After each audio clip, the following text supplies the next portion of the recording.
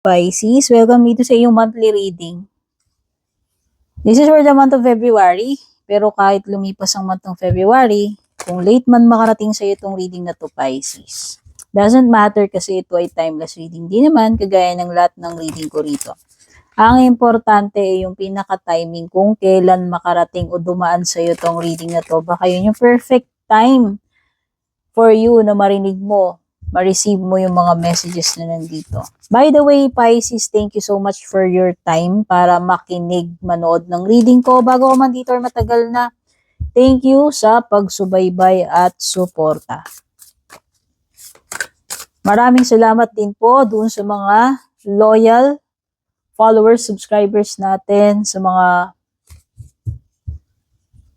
very generous na nagsisend ng inyong support, like mga stars, pag-avail ng private readings natin, lalo na yung mga suki natin for how many years na. And yung mga laging nag-share, nagko-comment dyan, nag-heart, nagla-like ng mga readings natin. Sobrang na-appreciate ko po yung efforts ninyo, yung gestures ninyo, yung pag-appreciate po ninyo dito sa aking mga readings. So, latag muna natin yung mga cards mo and then titirahin natin isa-isa yan mamaya. Okay? Yan. Pag-uusapan natin yan mamaya lahat. Pisces. Pisces, Sun, Moon, Rising, Venus, or Cross Watcher. Welcome po kayo dito kung gusto nyo manood dito sa reading ni Pisces kahit wala kayong Pisces sa birth chart ninyo. Why not? Kung nakaka-relate naman po kayo. Okay?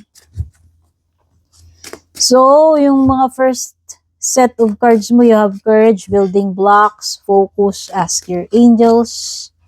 Kuha tayong dalawang tea leaf cards. You also have Chair Empty, Wheel,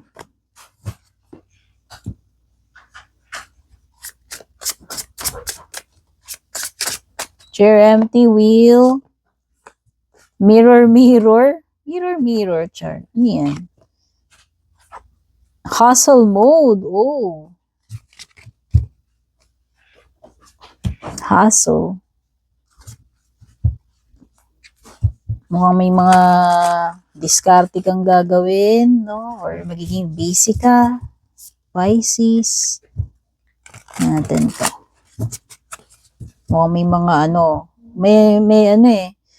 may pagga-grind, may mga pagkakaabalahan, pagkakabisihan, mga racket siguro.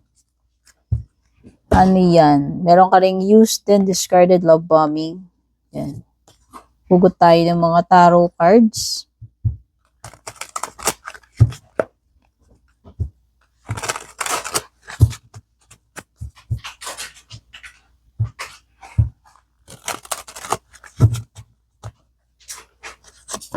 Tarot cards mo, 8 of Swords reversed, Ace of Cups reversed, Queen of Cups reversed, 3 of Pentacles, 5 of Pens reversed. At sa bottom ng deck, meron ka ritong Page of Pentacles reversed. Mga zodiac signs na lumilitaw, maraming Earth. Pwede may Taurus, Virgo, Capricorn, pero pwede ka rin may mga kapareho dito na Water, Cancer, Scorpio, Pisces, or Air signs, Gemini, Libra, Aqua. Kung wala lang dito mga Wands. So yun, may Air, may Water, may Earth.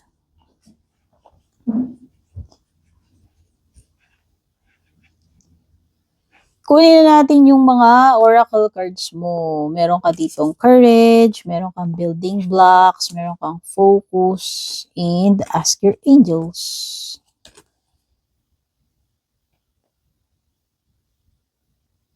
Okay, if you focus on what you don't want, there's a good chance you might get it. Focus on what you do want instead, Pisces. So this time, itong month na to, itong February, mas mag-focus ka doon, mas mag-focus ka doon sa mga bagay na gusto mong ma-achieve. Mag-focus ka on the positive. I-manifest mo yung mga positive. Kasi most likely, kung ano yung mga iniisip mo, yun yung ma-attract mo, yun yung magigets mo. Kaya better to focus na lang your energy, your mindset, or your actions dun sa mga positibong bagay. Okay? So, focus ka dun sa goal mo, focus ka dun sa mga magagandang pwedeng mangyari. Okay? Yun yung pag-focusan mo. Yung mga positive lamang ang pag-focusan mo. Ano pa? Meron ka ritong ask your angels. Ibig sabihin, pray. Mag-ask ka ng mga signs, mag-ask ka ng guidance. Oo, especially if itong mga times na to, magulo ang isip mo, hindi mo alam yung next na gagawin mo, nalilito ka, nahihirapan ka mag-decide, or meron kang specific na bagay na gustong mabigyan ng confirmation, answer, or clarity. Okay? Ask your angels daw. Mag-pray. Mag-pray, yun yung best. Yun yung best na sandata. Yun yung best na pwede nating gawin.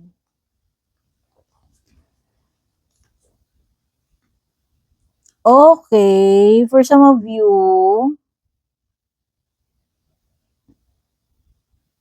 kailangan nyo na matinding courage. Yun yung sinasabi dito sa iyong courage card.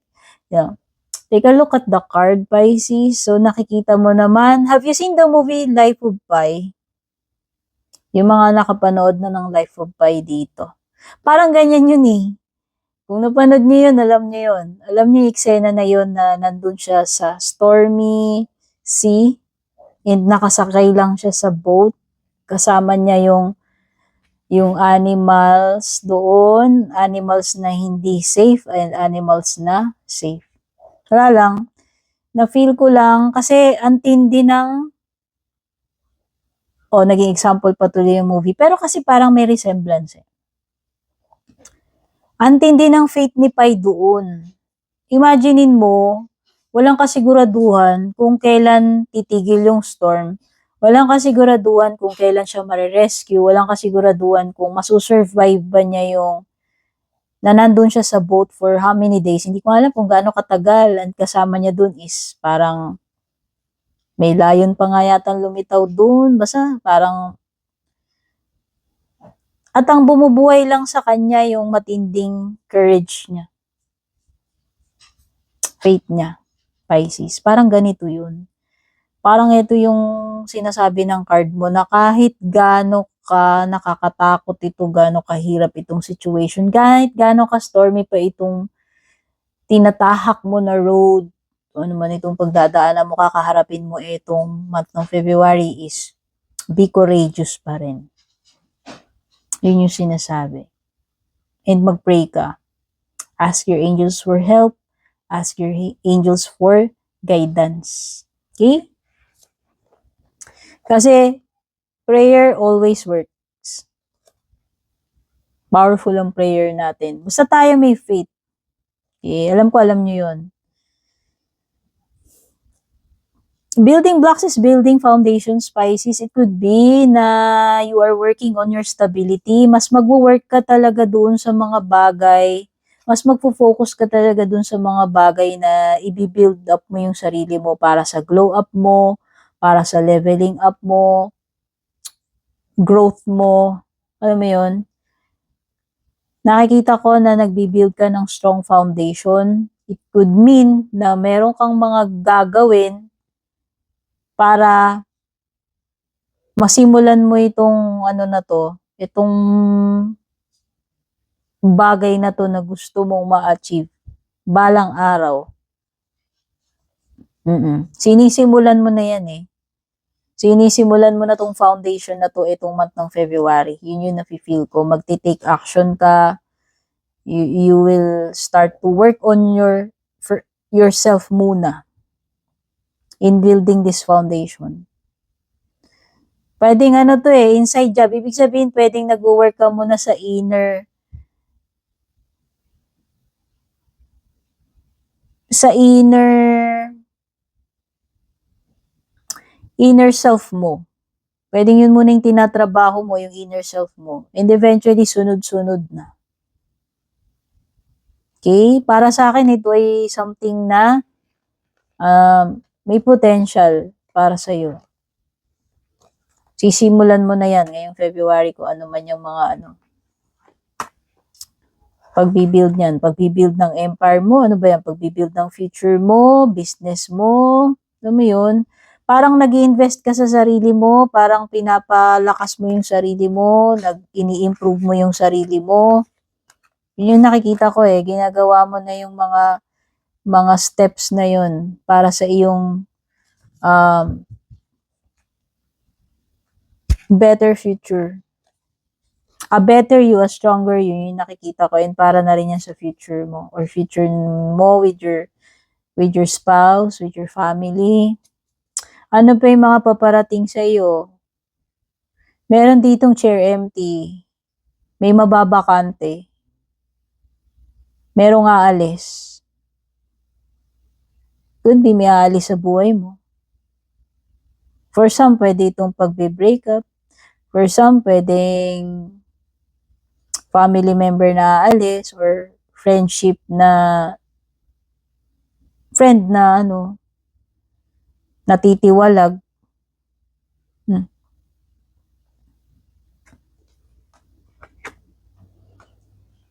May mababakante.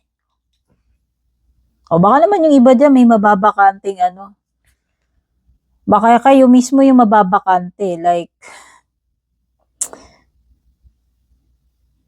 mababakante muna kayo for a while sa trabaho, pwedeng iba naman mababakante for a while yung love life ninyo, alam niyo, or mababakante ka, like magkakaroon ka ng free time, pwede rin naman ganun.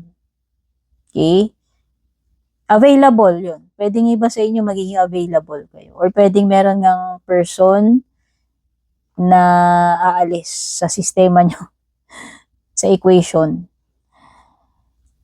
Maaari ka daw maging indecisive, maaari kang mawala ng control sa sarili mo, Pisces. Maaari ka na namang mawala doon sa focus Kaya nga parang nire-remind ka lagi doon sa focus card. Mag-focus ka muna sa sarili mo. Kasi parang distraction to Parang na-divert ka doon sa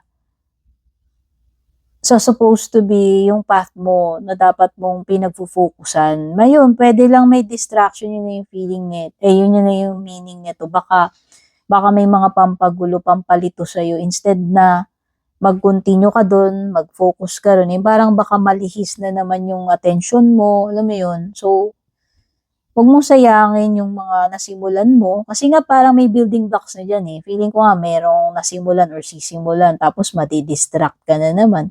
Mawawalan ka na naman ng sense of direction. Yun lang naman yung napipil ko. Kaya it's better to focus and to pray. Especially kung nawawala ka na naman doon sa tamang direction. Okay? Spiritual man yan or hindi. So ano pa? Hustle mode. Yung iba nga sa inyo, kailangan nyo mag-double time. Kailangan yung kumayod ng extra. Yung iba siguro baka makakaraket kayo, madadagdagan yung mga sideline ninyo, yung source ng income ninyo. Makakahanap kayo ng mga diskarte rito pero nakikita ko talagang todo grind ka. Lagari ka, sub-sub ka, busy ka, alam mo yun. Super busy. Kadatungan man yan, yung mga pagkakapirahan man yan, pagkakaabalahan mo, or hindi ko alam kung may mga ibang activities ka pa dyan. Etong mirror is, okay, pwedeng ito ay sudden awareness for you. Could be na meron kang mga bagay na marirealize tungkol sa sarili mo, Pisces. Could be na pag one day tumingin ka sa salamin, bigla ka nalang nagkaroon ng realizations. Uy, tumaba na pala ako, or may uban na pala ako, tumatanda na pala ako. Alam mo yun, yung parang literally na napatingin ka sa mirror, tapos nakita mo yung sarili mo, tapos parang bigla kang nagkaroon ng sudden awareness or realization. Tumatanda na pala ako, wala pa pala akong savings. Alam mo yon, tumatanda na pala ako, hindi pa pala ako nag-asawa. Nakalimutan ko na kasi sobrang abala ako sa pagpapayaman, char, ganun. Basta, examples ko lang yun ha, pero para kasing meron ditong something na pagtingin mo sa mirror, marirealize mo to eh. Something about you, for sure, Pisces. Okay? Mirror is also about nami-mirror, merong something na nami-mirror nyo sa isa't isa. Kung meron mang person dito. Kumbaga, what you see in this person is also a reflection of you. Kumbaga, parang meron nakakapagpa-trigger or meron kang nakikita dito sa person na to, but actually meron ka rin nung ganun. Alam mo yun? It could be wounds, past wounds, traumas, etc. Meron kang nakikita. Basta meron ditong nami-mirror nyo sa isa't isa eh. Na nakikita mo rin dito sa person na to na, okay, dinanas ko rin yun. Itong person na to parang ako yun. Parang may similarity. Or, nagmi-mirroran kayong dalawa. Nagagayahan kayo or kung ano yung treatment na binibigay niya sa'yo or binibigay mo sa kanya, yun din yung binabalik netong person na to or binabalik mo dito sa person na to. Okay? So, pagdating dito sa mga next cards, ito ay para sa mga may ka-connect, ka-relationship, ka-situationship. Meron ditong used, then discarded, love bombing. Ouch! Love bombing. Ito yung energy na paaasahin lang, pinaasa lang. O hindi ko alam kung past, present, future energy sa inyo to. Hindi ko kontrolado yan. Take what resonates only. Meron ditong alam mo yung dinispat siya. Ouch. Tinapon. Alam mo yun.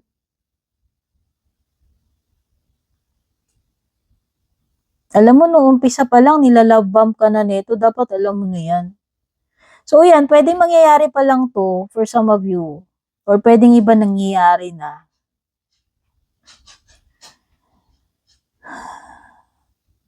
Noong una, sweet-sweetan. Tapos bigla na lang, tira-tirang oras na lang yung binibigay. Bigla na lang nagkaroon ng panlalamig, pagbabago. Bigla na lang one day, dinispatcha na pala, ididispatcha na pala one day. Alam mo yun, biglang wala ka na pala sa equation. Ganun yung energy neto eh. So parang ang feeling tuloy neto eh,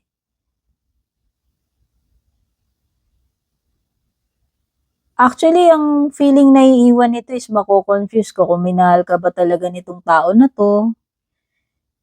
Kasi nga, noong unang sweet niya, tapos bigla siya nagbago.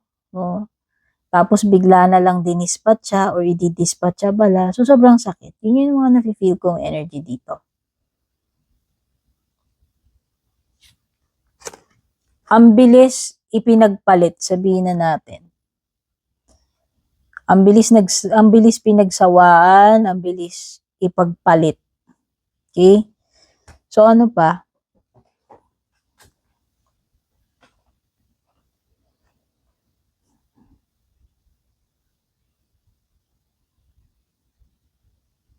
Okay, yung iba dito na nag-hibernate kayo ng matagal, kung nagkukulong kayo sa bahay ninyo, naging inactive kayo ng matagal, nakikita ko na maglalabas na kayo uli. Alam mo yun? Oo. Ang tagal ninyo sigurong parang naging, nag-hermit mode. So, nakikita ko, okay, lalabas-labas ka na uli. Alam mo yun, yung iba dito, pwedeng yan eh. Tapos na yung pagmumuni-muni period mo at ngayon ready ka na uling sumabak, ready ka na uling makihalubilo, ready ka na ulit na makipagkaibigan or makakilala ng mga bagong connections, alam mo yun, parang merong some kind of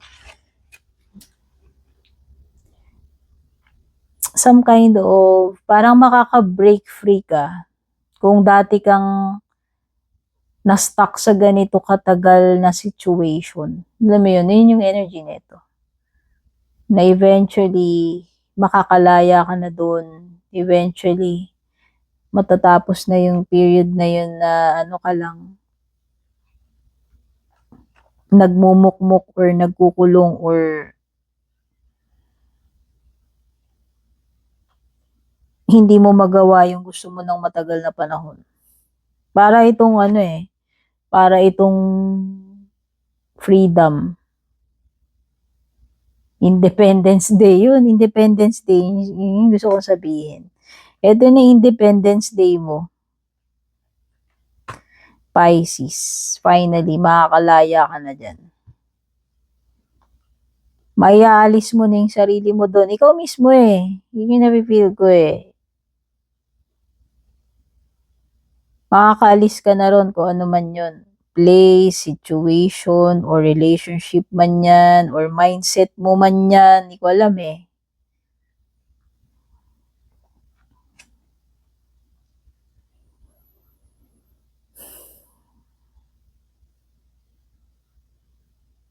So, mga nag-expect ng love, sa tingin ko wala pa kayong makahanap na love.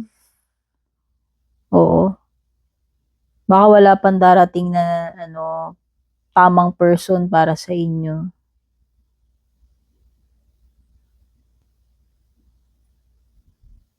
Hmm. Meron kayong mga makikilala, oo, nakikita ko yan. Nandiyan yung possibility na meron kayong mga mamimit. Pero yung sasabihin natin na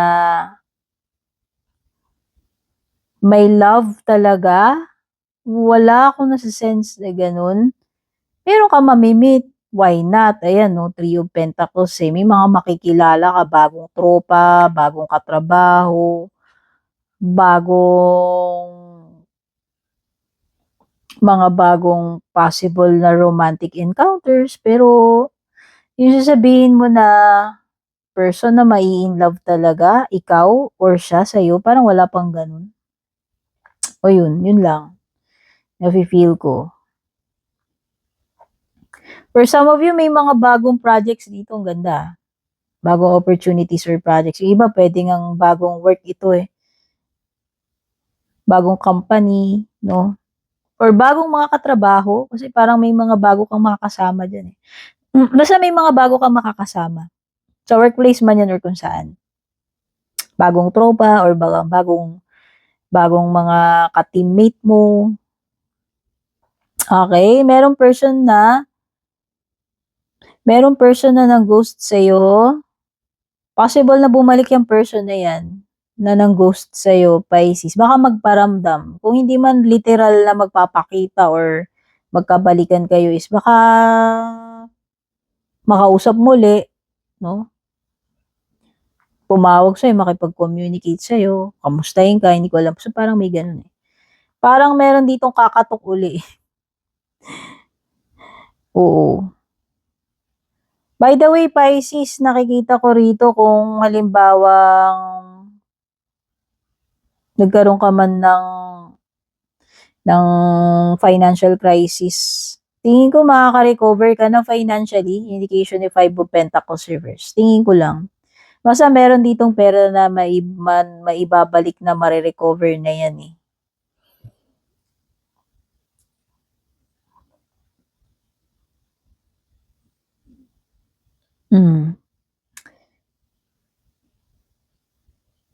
Mahirap maghanap ng love.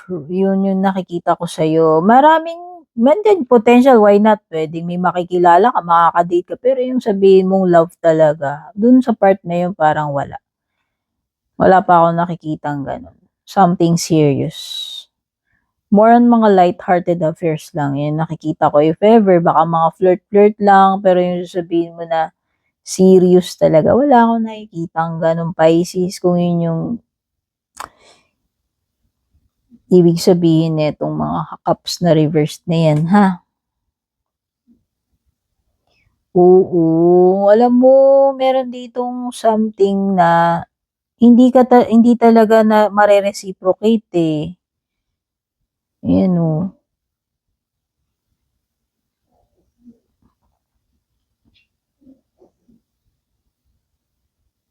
Kaya kung ikaw yung nagbuhos dito or magbubuhos ng love mo, devotion mo, affection mo, baka hindi talaga yan ma-reciprocate sa'yo. Kasi nga yun yung nafi-feel ko dun. Parang ang magiging feeling mo tuloy, eh, parang ginamit ka lang netong person na 'to at pinagsawaan lang, gano'n lang tapos dinispat siya. Parang gano'n yung feel ko. Noong una akala mo importante ka sa kanya pero turns out na hindi, eh. Kasi ang dali parang ang bilis lang kanyang idi-dispatch siya, eh. Kung ikaw man 'yan tinutukoy diyan, ha?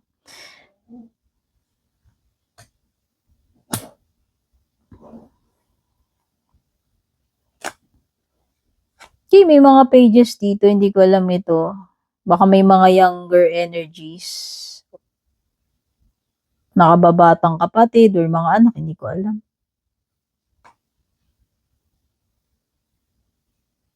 By the way, merong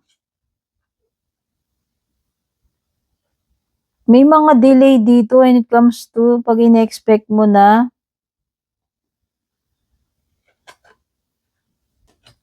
Baka sa transaction sa pera or kung iniisip mo na tingin ko hindi pa 'to magme-message agad, eh. Yun lang yung nakikita ko. Pero nakikita ko yung possibility na merong mag-reach out sa'yo, pero mukhang hindi pa 'to soon, okey? So, tignan natin yung mga closing messages for you.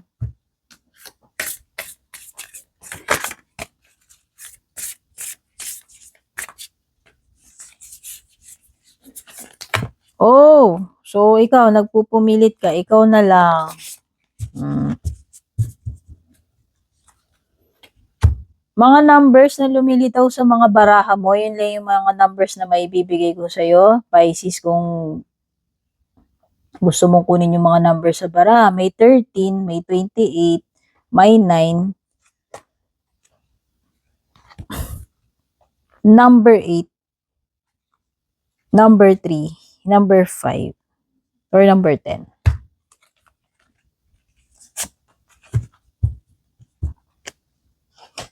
Okay? So, ano na, yung mga mensahe pa sa'yo to close this reading. Slow down daw, Pisces. Pause and allow things to unfold. Hayaan mo lang na kusang dumating, huwag kang magmamadali, just enjoy the moment. Yun lang yun. Ito rin ay moment ng ano, ayun na nga, huwag kang magra-rush, eh. Hayaan mo lang natural na kusang mangyari. Yun lang yun. Kung kinakailangan mo mag-slow down, magpahinga, gawin mo. Okay? Huwag mo i-pressure yung sarili mo. And nobody's life is perfect. When you're going through tough times, anong sinabi ko, ayan no, yung stormy weather, both, nobody's life is perfect daw. When you're going through tough times, keep on going. Yun yung courage card. Sige, itatabi ko. Keep on going. Naalala mo yung kwento ko kanina dito. Just keep on going, Pisces. It's brighter ahead. Ibig sabihin, hindi laging stormy, Pisces. Maaring itong month na to, maaring itong February, mag-stormy, pero lilipas at lilipas din yan. Kaya mag-look forward ka doon. Stay courageous. Yun lang. Godspeed, babush.